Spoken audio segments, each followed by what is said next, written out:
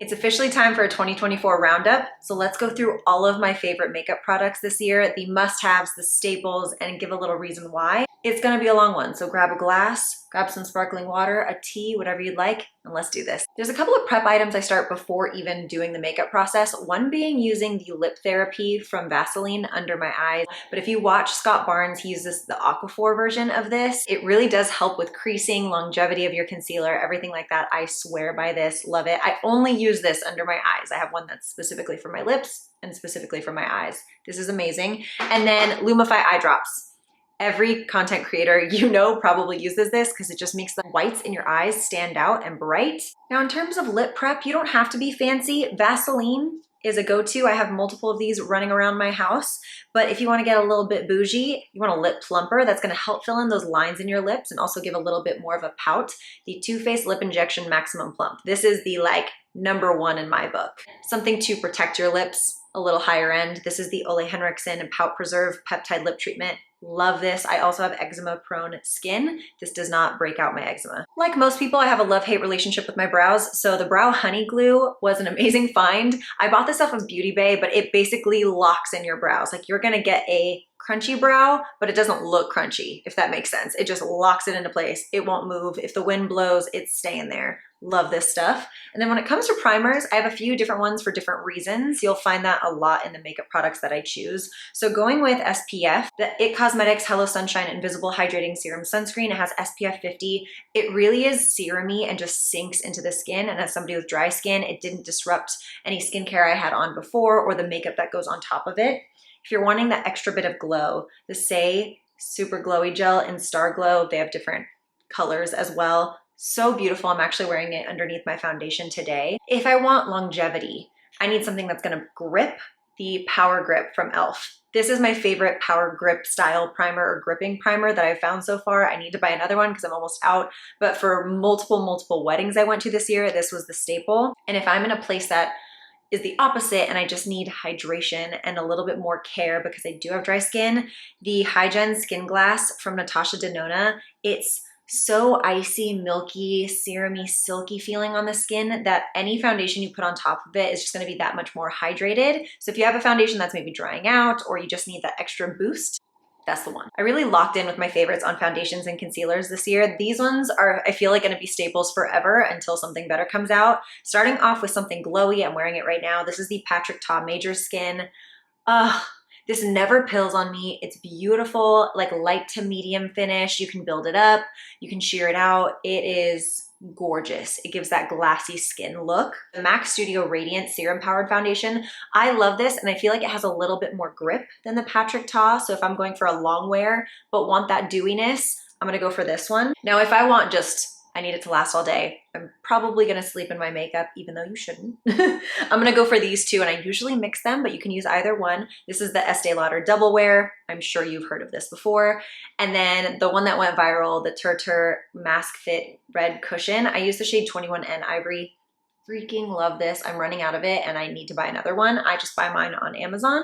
And then last but not least, the Sigma Skin Perfector Hydrating Tint. This people did not talk about much this year. It did come out this year and they sent it to me, but I'm obsessed with this. Like, this is a product I will repurchase. It looks gorgeous. I'd say it's medium coverage for a tint, which I like. I want a little bit more than like a super watery consistency. This has a little bit more of a thick consistency and it has hyaluronic acid, vitamin E, plant-derived squalane, niacinamide, really good ingredients. Try this if you haven't. Concealers of choice, Natasha Denona. This is like the best all-around concealer. If you just need one, Natasha Denona. If you want something long wearing, this is a tried and true for so many. This is one I'm gonna always have in my collection. The MAC Pro Long Wear Concealer. It will last all day. You can build it up, you can sheer it out. It's just a really good concealer, and I find that you don't have to set it as much as you do with a lot of other concealers. For the days I wanna brighten a lot more, actually kind of similar to today, the Huda Beauty Faux Filter Concealer. I use the shade Royal Icing, so it's a little bit brighter than some of my other concealers.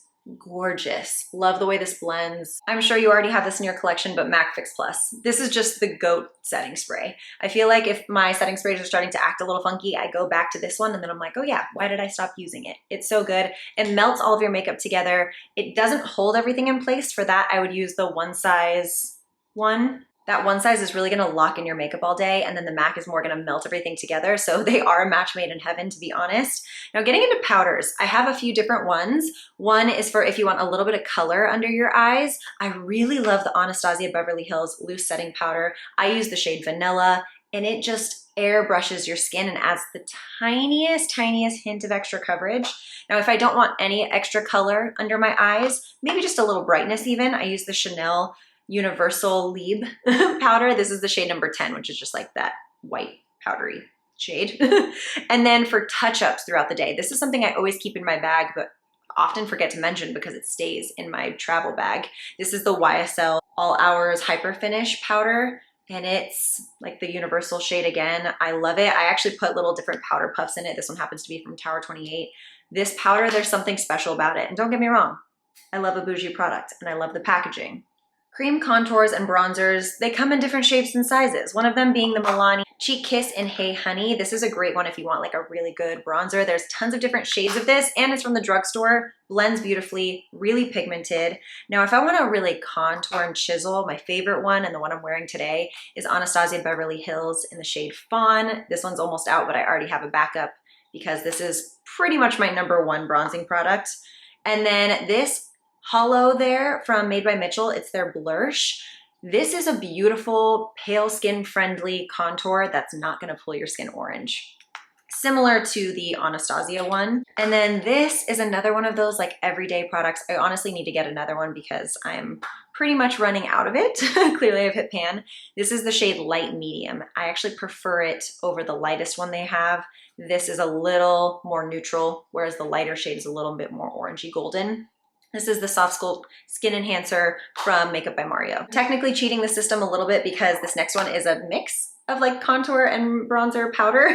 This is from Patrick Ta. I use the shade She's Statuesque, which is the perfect shade for my skin tone. It gives that perfect neutral, cool tone kind of cream bronzer, and then the powder bronzer is a little bit more warm. Love this. This is a repurchase already. And then, God, I keep going bougie, man. The YSL All Hours bronzer. I love it, and I'm wearing it today as well. This is the shade number 2. If I want a little bit more radiance, the MAC Radiant Light Rosy Skin Finish, so beautiful. That's the shade, is the Radiant Light Rosy, but I know they have a bunch of other colors as well. This just looks really, really good on the skin and also does not pull orange on me. It's my #1 thing I've been looking for this year in bronzers. Love the packaging. I have heard that some people smell. Mine doesn't smell bad, so yeah, mine doesn't smell like anything. As we transition into blush, I have this amazing palette from P. Louise. I don't even know what it's called, Dream a Little Dream, Desire to Inspire. They always have so many words on the packaging, but just look at that. I will say the bronzer is a little golden, but because all of the colors go so well together, I find that it's a really cohesive palette. And if I use those same shades on my eyes as like eyeshadow and then also bronzer blush, it works. A little golden, sure, but like, this is the closest I've come to like a perfect face palette. I truly became a blush gal this year, and these make me so excited. Starting off with some cream blushes. This Say one in the shade Mauve Glow. This is their Glow Sculpt. I would have never picked this up. They sent it to me and I was like, oh, I'll give it a try. This has become my perfect I'm in a rush blush. It's glowy, it has a beautiful mauve glow to it, but it's enough color that you don't need a powder blush on top of it. The shade Latte from Anastasia is just so, so pretty. And I love this formula of their cream blushes as well. Another couple of cream style products. I am wearing this underneath my powder blush today. This is the Catrice Cheek Flirt Face Stick in the shade R and Peach, number 10. So beautiful, underrated product.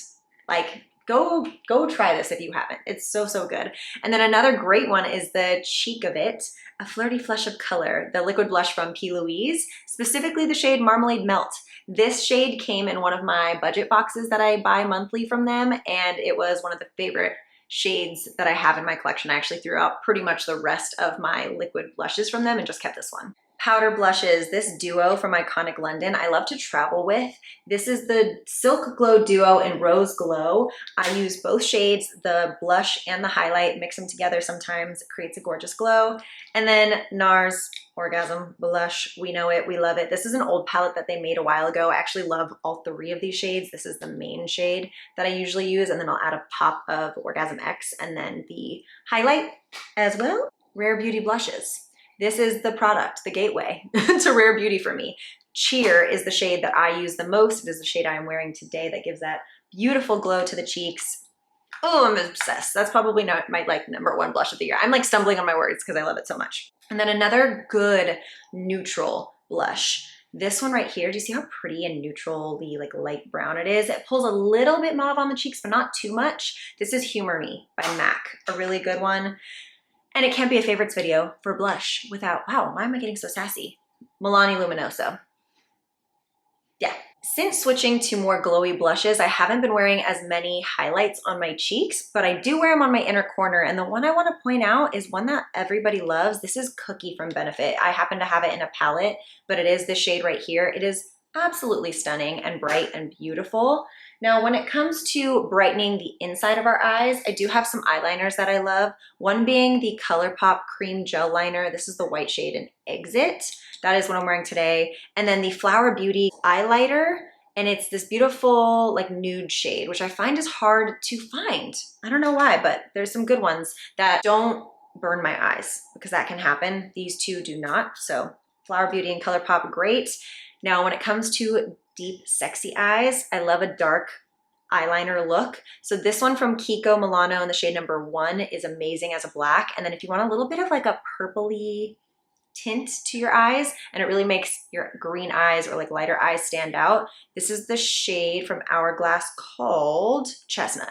We're getting closer to the end, but if you're still here, leave a wine glass emoji. There are 4 eyeshadow palettes that just really stood out to me this year. One that I've repeated multiple years in a row is the Desert Lights eyeshadow palette from Flower Beauty. Do you just see how stunning those shadows are? And they're just as metallic on your lids. Definitely a keeper, and they've come out with multiple versions of this with different shades. I need more of them, to be honest. If you're going a little bit bougie, but you want a good neutral palette, Patrick Ta Major Dimension 3. This is an all matte palette, and I was never an all matte palette kind of girl, but I tend to pair this with other things. I love that it has a cool tone row and a warm tone. They blend beautifully, absolutely love. And then the Too Faced Born This Way, the Natural Nudes palette. I am wearing this on my eyes today. You can see how stunning it is. And if you're a neutral lover, this is a go-to. I wear it a lot for weddings as well. It's just a good go-to. Speaking of weddings, I didn't mean to do that, but perfect segue into the Wedding Wish XL palette. Now, I'm just gonna shout out P. Louise in general when it comes to eyeshadows, but I just love this palette because look at it. All of those shades are amazing. As a fellow girly, we always like to add a little bit of sparkle to our looks. So I have a few products here that I had to mention. One of them being the Made by Mitchell Liquid Blush in the shade Ice Ice Baby. I use this on my lids as like a really pretty, bright, shimmery, icy white shade. And same thing here with the Too Faced Disco Crush and Fairy Dust. You can see I have an affinity for like silvery white shimmery shades. But if you're going a little more neutral, this does have a hint of that silveriness too, but this is the ColourPop Super Shock Shadow in the shade Ritz. I have heard so many people mention this shade before, but once you try it on your lids yourself, you'll understand why it's such a hit. I only have one mascara to mention. I'll do an honorable mention as well, but my #1 of the year was the Tartelette Tubing XL mascara. It is a tubing mascara, has this kind of wand. So I do want to honorable mention the Thrive Cosmetics mascara as well. That is incredible. I don't happen to have it on me right now, but I went through multiple tubes this year. But once I found this, I haven't gone back yet. If you're a nude lip lover, this section is for you. I've got the nude lips of your dreams in here. Starting off with MAC Stone. If you watch Miss Megan Robinson, you know, MAC Stone for definition.